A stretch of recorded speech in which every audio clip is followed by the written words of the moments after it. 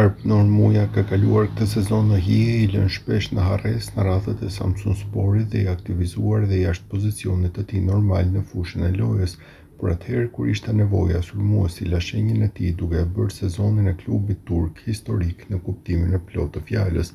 Goli i tij në minutën e 98 dha suksesin 2-1 ndaj Kayserisporit të vendit të tretë në kampionat, duke kualifikuar klubin në play-offin e Ligës së Evropës, që garanton minimalisht pjesëmarrje në grupet e Ligës së Konferencës. Për një klub i cili eksperiencën e Europë ka vetëm në Kupën Intertoto në vitet 97-98, padyshim kjo është arritje më e madhe historike, një arritje jo vetëm thjesht sportive, pasi siguron miliona euro, ashtu si edhe prania në Superkupën e Turqisë. Turneu në fjalë njihte si pjesëmarrës Galatasarajin si fitues të kampionatit e kupës, Trabzonsporin si finalist të kupës dhe Fenerbahçen si vendi i dytë në renditjen e kampionatit.